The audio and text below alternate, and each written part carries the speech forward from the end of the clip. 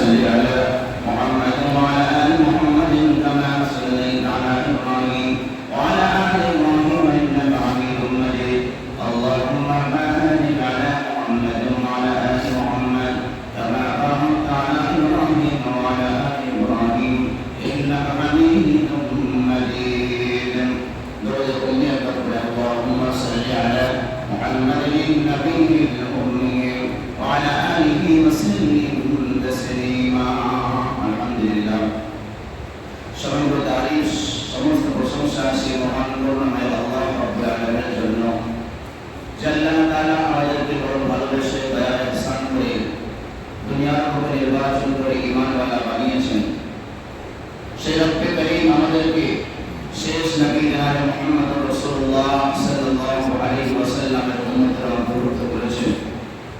শুধু তাই নয়, আজকের জুমার দিন পবিত্র দিনের পড়াতে আশার বসার এবং দিন ইসলাম আখিরাত কোরআন হাদিসের কথা আলোচনা করা এবং শ্রবণ করার তৌফিক দান করেছেন।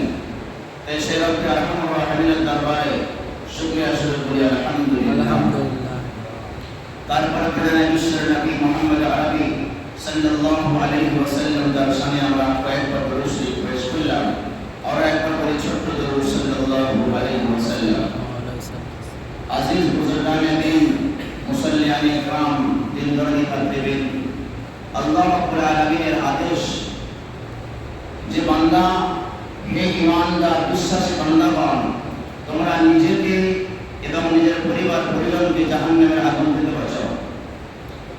সূরার নাম সূরা তাহরীম, 28 পারা লাস্টের একটা সূরা আছে। ওই সূরাতে আল্লাহ পাক বলেছেন, ইয়া আইয়ুহাল্লাযীনা আমানু কু আনফুসাকুম ওয়া আহলিকুম নারা।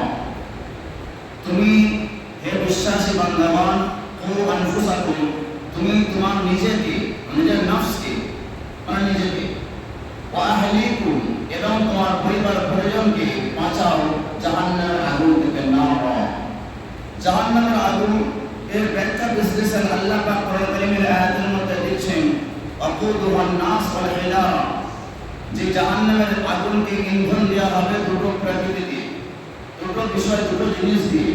একটা হলো মানুষ, একটা হলো জাহান্নামের আগুনকে আরো বাড়ানো হবে মানুষকে দিয়ে। তাকে দিয়ে বাড়ানো হবে এই মানুষকে দিয়ে। আল্লাহু আকবার। আকুদুহান নাস, মানুষকে দিয়ে জাহান্নামের আগুনকে বাড়ানো হবে। ওয়াল হিজারা, এবং পাথর দিয়ে জাহান্নামের আগুনকে বাড়ানো হবে। এই যে পানি, যে সমস্ত এরিয়াতে গরম বেশি দেখবেন সেই জায়গায় পানি বেশি, ঠিক না? যেগুলো মরুভূমি এলাকা, মরুভূমি মানে বালু, এই যে বালু কিসের কোনা? পাথরের কোনা, পাহাড়ের কোনা। তো সেই সমস্ত এরিয়া দেখবেন গরম বেশি হয়, তাপমাত্রা বেশি হয়। আপনি সৌদি আরব বিভিন্ন এই ধরনের কান্ট্রিতে যাবেন, সেখানে গরমের তাপমাত্রা এখানে যা রয়েছে যেটা আমরা সহ্য করতে পারছি না, এর থেকে ডবল, তাই না? তো মরুভূমি এলাকা, তো এই পাহাড়ের টুকরো পাথর, এই পাথর হবে জাহান্নামের ইন্ধন। আল্লাহ পাক বলছে, বান্দা তোমার সামনে একটা এমন পরিস্থিতি আসছে, যদি তুমি দুনিয়াতে থাকা অবস্থায় নিজেকে এবং নিজের পরিবার পরিজনকে জাহান্নামের আগুন থেকে না বাঁচাও, একটা এমন জাহান্নাম অপেক্ষা করেছে যার ইন্ধন হলো মানুষ এবং পাথর। আকুদুহান নাস ওয়াল হিজারা আলাইহা মালাইকা গিলাযুন শিদাদুন লা ইয়াসুনাল্লাহা মা আমারহুম ওয়া ইয়াফআলুনা মা ইউমারুন। বলছে ওই জাহান্নামের মধ্যে শাস্তি দেওয়ার জন্য যে সমস্ত ফেরেশতাকে নিযুক্ত করা হয়েছে তারা হলো খুব কঠোর মানবিক মানুষ, খুব কঠোর মনের মানুষ। তাদের মধ্যে দয়া মায়া কিছু নাই। মানুষের মধ্যে কয়েকটা প্রকৃতি আছে, কখনো দয়া, কখনো মায়া, কখনো হাসি, কখনো কান্না, কখনো বরদাস্ত করবে, সবর করবে, কখনো আবার অ্যাকশন নেবে, একই না? মানুষের মধ্যে কয়েকটা গুণ রয়েছে। কিন্তু জাহান্নামের শাস্তি দেওয়ার জন্য যে সমস্ত ফেরেশতাকে নিযুক্ত করা হবে তারা কিন্তু কোনো দয়া মায়াওয়ালা হবে না। তাদের গুণ সম্বন্ধে আল্লাহ পাক বলছেন যে তারা হলো গিলাজ শিদাদ, খুব কঠোর এবং খুব পরিশ্রমী, এবং তাদের অন্তরে একটু এক জাররা পরিমাণ মায়া বলে কোনো জিনিস নাই। তাহলে আল্লাহ পাক আমাকে সাবধান করলেন, আমাদের সকল সারা দুনিয়াবাসীকে সাবধান করলেন।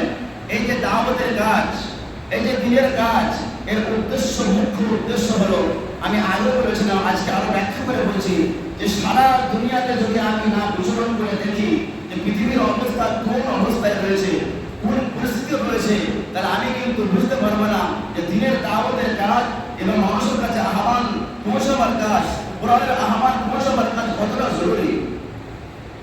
নাহলে আল্লাহ পাক কোরআন কারীমের মধ্যে 5 ধরনের দাওয়াত কেন বললেন?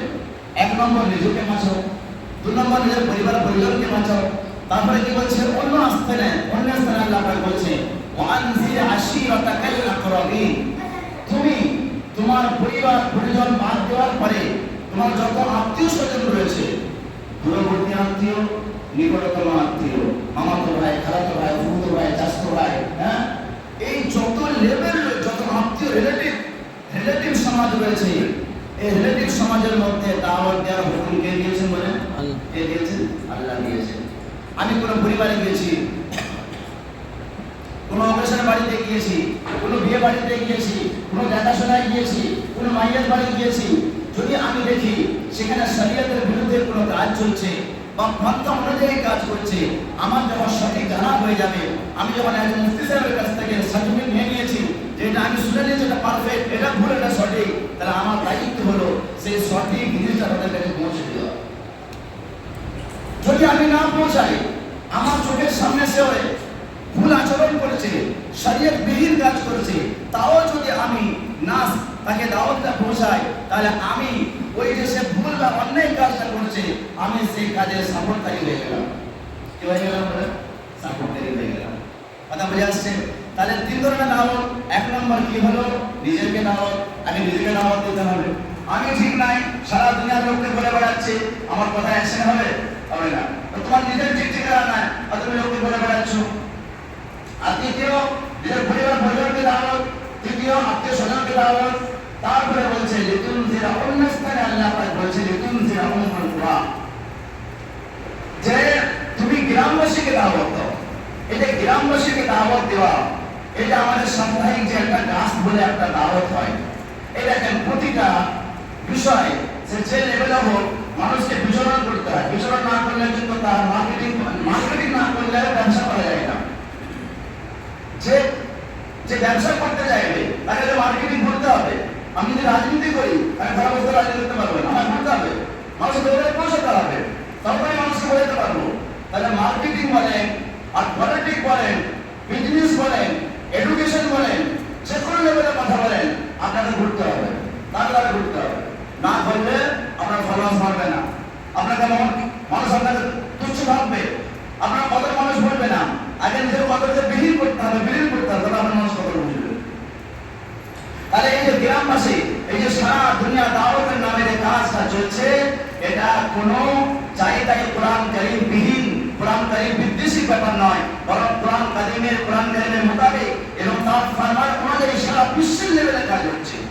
আর এই লেভেলের কাজ জনাবে মুহাম্মদ রাসূলুল্লাহ সাল্লাল্লাহু আলাইহি ওয়াসাল্লাম এনেছিলেন, যেটা মক্কায় এবং মদিনায় দীর্ঘ 23 বছর ধরে এমন মেহনত করেছেন এবং এমন দাওয়াত শিখিয়েছেন যে সারা বিশ্বের কোনায় কোনায় ইসলামিক নামক মহান জিনিসটা আমরা উপলব্ধি করতে পারছি।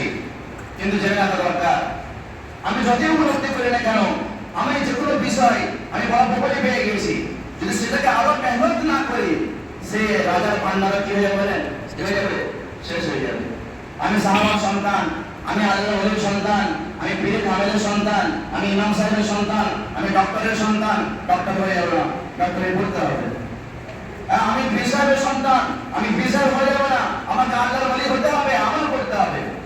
তো সাহাবারা যে আমল করেছিলেন, সারা বিশ্বে যে সিফাতটা নিয়ে ঘুরেছিলেন, সেই সিফাত যদি আজও পৃথিবীতে কায়েম হয়ে যায়, দেখবেন শান্তি নামক জিনিসটা বাস্তবে ইসলামের সঙ্গে যুক্ত হয়ে যাবে।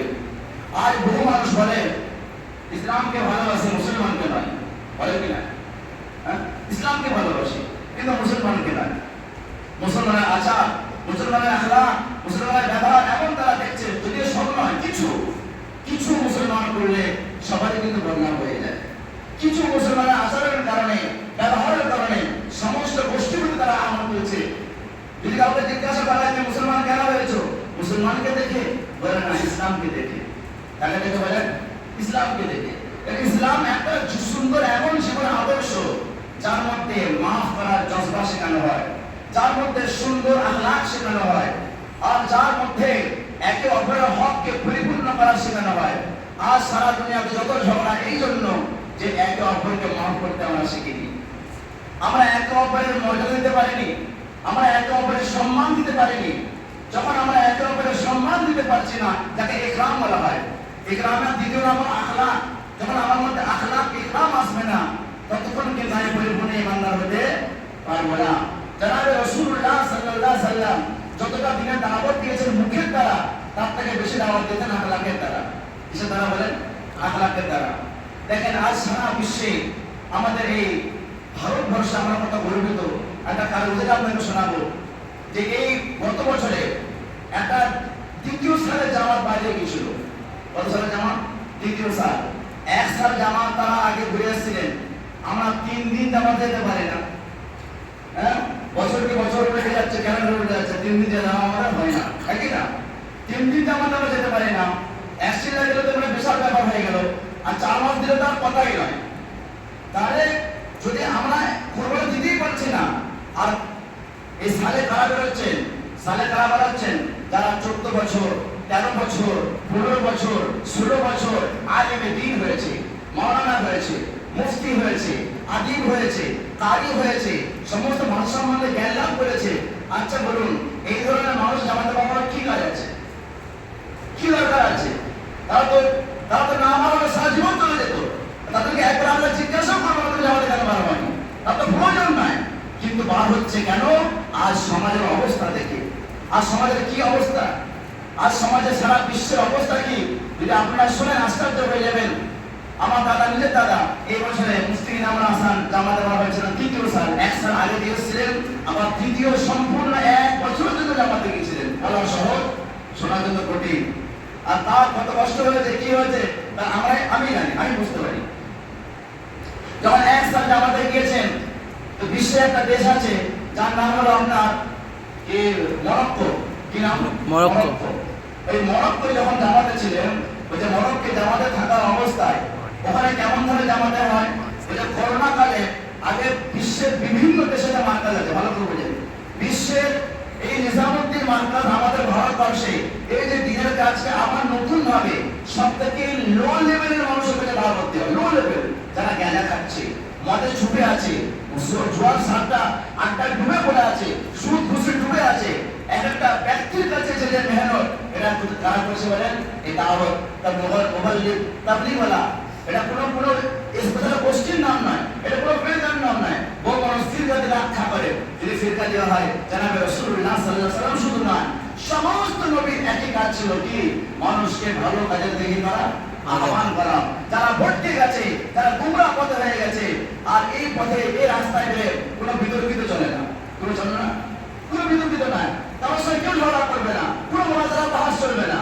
মানুষকে বুঝে সুঝে, আরে বাহাস করে কি করবে? খবর কিন্তু কাজ থেকে বাহাস করবে।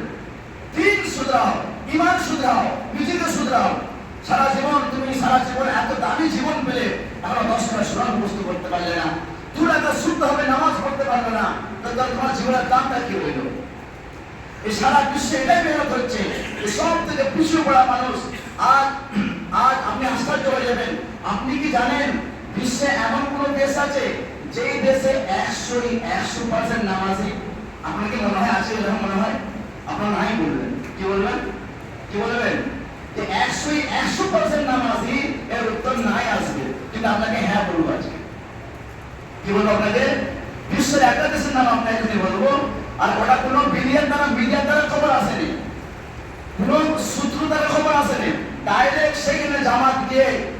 আমরা কদিন ছিল? 3 মাস ছিল। কমাস ছিল বলেন? 3 মাস। কোনো দেশে আমরা যখন ঘুরতে যাই, 2 দিন, 1 দিন, 1 সপ্তাহ থেকে কতদিন আমদানি করে নিই, করি না? মক্কা মদিনায় বাস করতে যায়, 40 দিন থেকে সারা মক্কা মদিনার হিস্ট্রি নিয়ে চলে আসি। যারা 3 মাস ওইখানে কাজ করছে, আর প্রতি বাড়ি বাড়ি যাচ্ছে, হার লেভেলে কাজ করেছে, আমি গরিব বড় সর্ব লেভেলে কাজ করেছে। এবারে ভেবে দেখুন, তারা ওই দেশের কি জানতে পারবে? নাতি নক্ষত্র জানতে পারবে। তো এই মরক্কোয় যাওয়ার পরে ওখানে জামাতের কাজ আগে হতো, কিন্তু করোনা কালে বহু জায়গায় যেন মার্কাজ বন্ধ হয়ে গেছিল। এমনকি আমাদের ভারতের মার্কাজও বন্ধ হয়ে গেছিল। বন্ধ হয়ে কেন? তার জন্য কি হয়েছে? তবলিগওয়ালারা কি করেছে? আন্দোলন করেছে। আন্দোলন করেছে, ইনকলাব জিন্দাবাদ করেছে, প্রফেশন চালিয়েছে, হ্যাঁ, হরতাল করেছে, এসডিও ঘেরাও করেছে, বলেন পার্লামেন্ট ঘেরাও করেছে, কি করেছে? কিচ্ছু করে নেই। শুধু একটা জিনিস করেছে যেটা আজ আমাদের সমাজে সব থেকে দরকার, সেটা হলো কি? রাত মে রোনা জারি। কি বলেন? রাত মে রোনা জারি। আমি বড় আমলওয়ালা, আমি বড় আল্লাহওয়ালা, কিন্তু আল্লাহর কাছে খাদার আমার সময় নেই, আল্লাহর কাছে হাত ধরার আমার সময় নেই।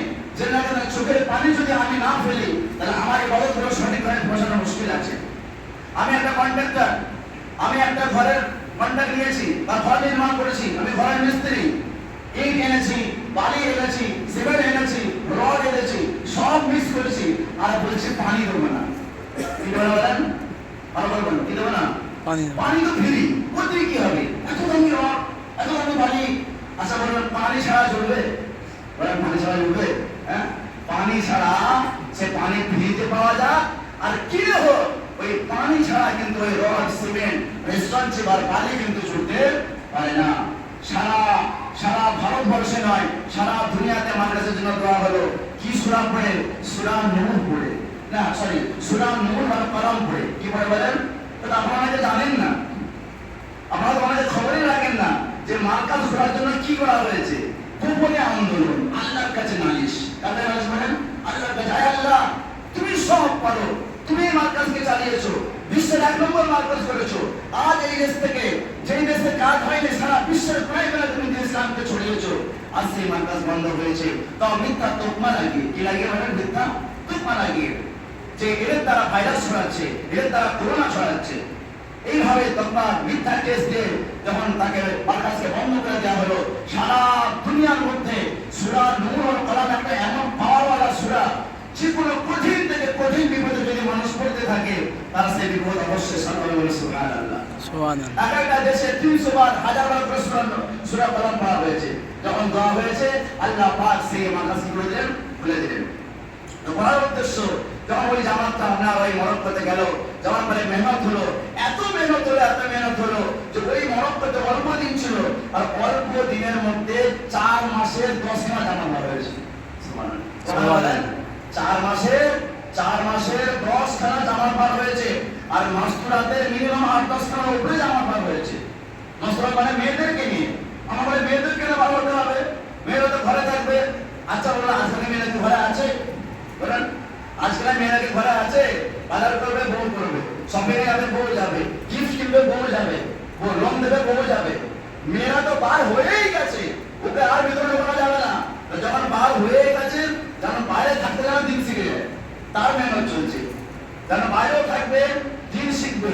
কিন্তু বাইরে যে যাবে, বাইরে যাওয়ার মধ্যে পার্থক্য এটা হবে যে বাড়ির পরিবেশ মানে পর্দার পরিবেশ যে বাড়িতে যেমন থাকে, ওই পর্দার পরিবেশ নিয়ে সারা দুনিয়াতে সে যেতে পারে। দিন শেখার জন্য, দিন নেবার জন্য, দিন দেবার জন্য, এবং দিনের কথা প্রচার করার জন্য। তারপরে কি হলো? ওই মরক্কো থেকে এলাম মুরতানিয়া। এই যে মুরতানিয়া দেশটা বলেছে, ভালো করে শুনে রাখবেন, আপনারা সার্চ করবেন, যদি আল্লাহ চাই বলে ঘুরে আসবেন, দেখে আসবেন।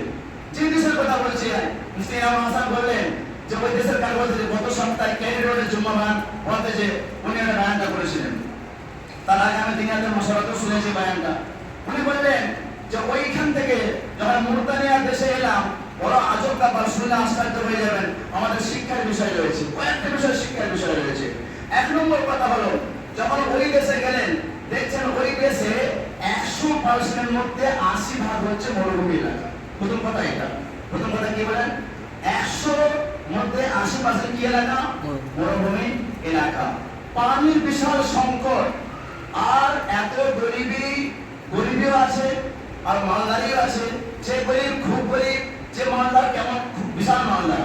কিন্তু আপনি বাইরে যখন চলাফেরা করবেন, কে গরিব আর কে মালদার আপনি কিন্তু বুঝতে পারবেন না। কেন পারবেন না? মজার বিষয় আছে তাদের মধ্যে। উনি বললেন সাহাবাওয়ালা 3টে গুণ আছে। ওটা কোন আছে বলেন? আজও সাহাবাওয়ালা গুণওয়ালা পাওয়া যায়। বলতে সাহাবাওয়ালা 3টে গুণ আছে। 1 নম্বর গুণ হলো যে সাহাবাওয়ালার গুণ ছিল যে তারা খানার কোনো ইহতিমাম করতেন না, যে আমি দুপুরে খেয়েছি, রাত্রে খেতেই হবে, আমার কোনো ফরজ ওয়াজিব নয়। রাত্রে খেলাম, দুপুরে নাইবা খেলাম, সকালে এক খেলাম, দুপুরে নাইবা খেলাম। প্রথমে খাবার কোনো ইহতিমাম নেই, নাম্বার 1। নাম্বার 2, আমরা যে পোশাকে কাপড় জামা দিই, এবং আমরা নিজেরাও, আমি নিজেও কাপড়ে যে এত আমরা বিলাসিতা করি, এত খরচা করি, তাদের কিন্তু কাপড়ে আপনি বুঝতে পারবেন না যখন রাস্তায় বলা হবে কে গরিব আর কে ধনী। আচ্ছা, আর তৃতীয় হলো তারা ঘর বাড়ি এবং ভাড়াখানা বিল্ডিং এর দিকে সব থেকে বেশি। তারা ঘর বাড়ি ভাড়াখানা পারে না, কোনো রকম থাকার মতো ব্যবস্থা করে, যেটা সাহাবাওয়ালাদের জীবন ছিল। আর গুণ কি ছিল ভালো করে বুঝবেন, এটা খুব বিষয়, আজব বিষয়। সব থেকে বড় গুণ হলো যে ওই দেশের 100% ব্যক্তি নামাজি। সুবহানাল্লাহ।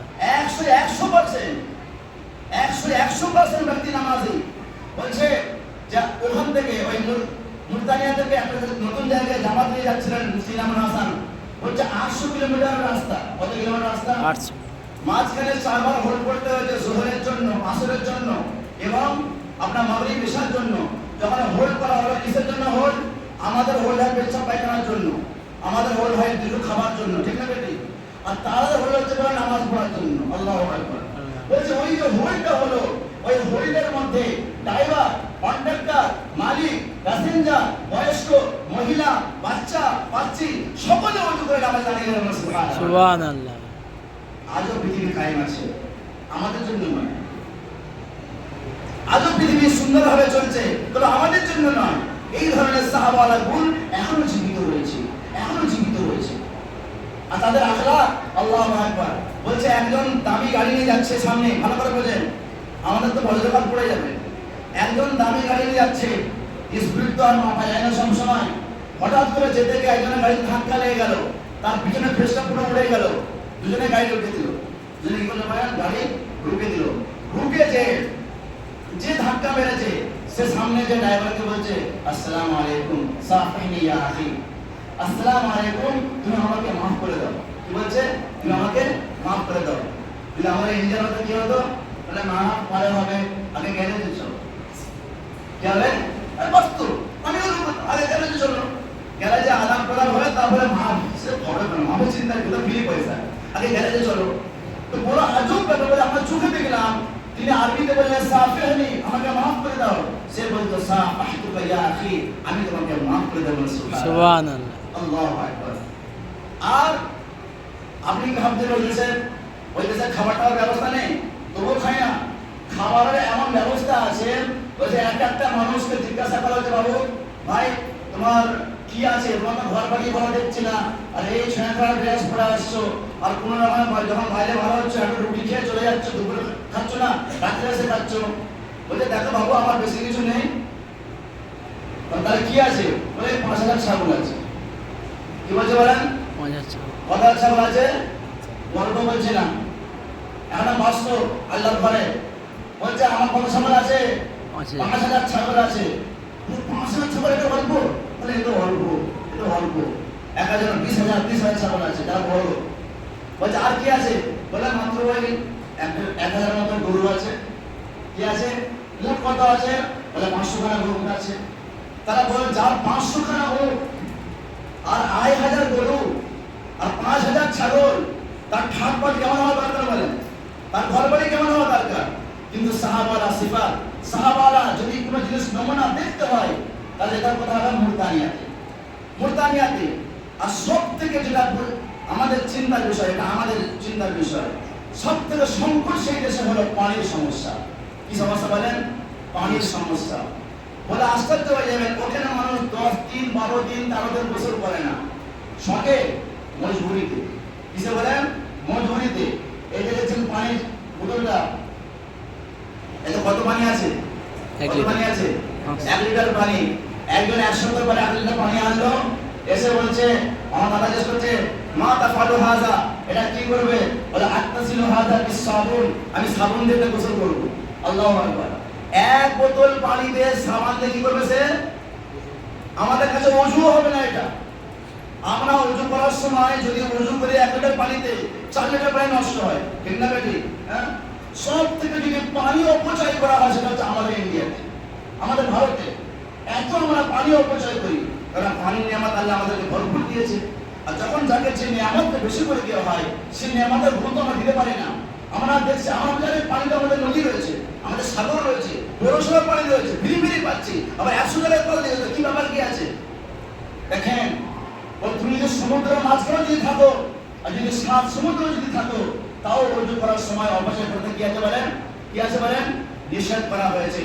পানি অপচয় করা যাবে না, নষ্ট করা যাবে না।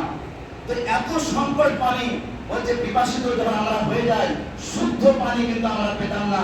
আমরা পেতাম ময়লাযুক্ত পানি, মুখে করা যেত না। বরফ কিনতাম, সেই পানি ময়লা থেকে তুলে, ওই নোংরা থেকে তুলে আমরা বরফে মেশাতাম। যখন একটু ফ্রেশ হতো, ফিল্টারের তো ব্যবস্থা নাই, তখন সেই পানিটা আমরা শোষণ করে খেতাম। আজ আমরা পানি, স্পেশাল পানি সরকার থেকে পেয়ে যাচ্ছি, আমরা সুন্দরভাবে পেয়ে যাচ্ছি, আমরা কদর করছি না। কমসে কম আলহামদুলিল্লাহ এতটুকু বলবো, এতটুকু মনে আসছে না। কেন? যখন সংকটে মানুষ যতক্ষণ না পড়বে তখন বুঝতে পারবে না। তাদের মধ্যে এই সিফাত যে পানি অপচয় দূরের কথা, না কোনো খাবার অপচয়, পানির অপচয়। 100 থেকে 150 গ্রাম সিরাপের শিশি যাকে বলা হয়, ওই সিরাপের শিশিতে পানি দিয়ে মানুষ অজু করেছে, মানুষ অজু করেছে।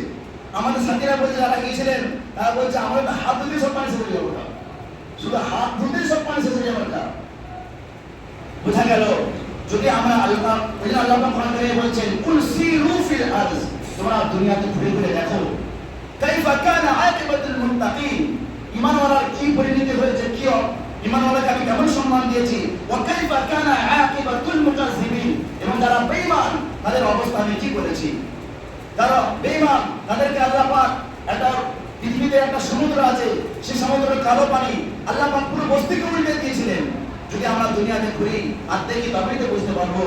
শোনার চাক বন্ধুরা, যে আল্লাহ পাক যা আমাদেরকে দুনিয়াতে পাঠিয়েছেন অনেক কিমতি সময় দিয়ে, আর ঘরে বসে কোনো কাজ হয় না। ওই দেশেতে 100% নামাজি, শুধু তাই নয়, বলছে বেশিরভাগ ঘরে ঘরে হাফিজে কোরআন হয়ে সুবহানাল্লাহ। সুবহানাল্লাহ। সাধারণ লোক, সে কোনো আলেম হাফিজ নয়, ঘরে ঘরে হাফিজে কোরআন হয়ে গিয়েছে। আর এখন 10 খানা সমাজে শুদ্ধ করে পড়তে বলা হয়, আমরা পারবো না। তাহলে আমাদেরকে ঠিক করতে হবে, চেতনা পাল্টাতে হবে যে আমরা আলহামদুলিল্লাহ বড় গর্বিত যে আমরা এই বাঞ্চার এলাকাতে দিনিয়াত কায়েম করে অনেক বাচ্চার মুখে মুখে আমরা কোরআন তুলে দিতে পেরেছি, অনেক সিনে কোরআন তুলে দিতে পেরেছি। শুধু বাচ্চারা পড়লে হবে না, এই পরিবেশকে আরো বাড়াতে হবে, বড়দেরকে পড়তে হবে, মাস্টারদের পড়ার ব্যবস্থা করতে হবে, সে চিন্তা ভাবনা আমাদের করতে হবে। আর দ্বীন ঈমান শেখার জন্য ঘরে বসে হয় না। সাহাবারা যেমন কোরবানি করেছে, সেটা আমরা পারবো না অবশ্যই, কিন্তু কিছু সময় হলো আমরা আল্লাহর রাস্তায় পার হবে ইনশাআল্লাহ, পার হবে ইনশাআল্লাহ। আমরা প্রত্যেকে ঈমানদারের রোগী, প্রত্যেকে ঈমানের রোগী। এই ঈমানকে শুধরাবার জন্য, ঈমানকে তৈরি করার জন্য আল্লাহর রাস্তায় পার হবো ইনশাআল্লাহ। সুন্নাত পড়ি।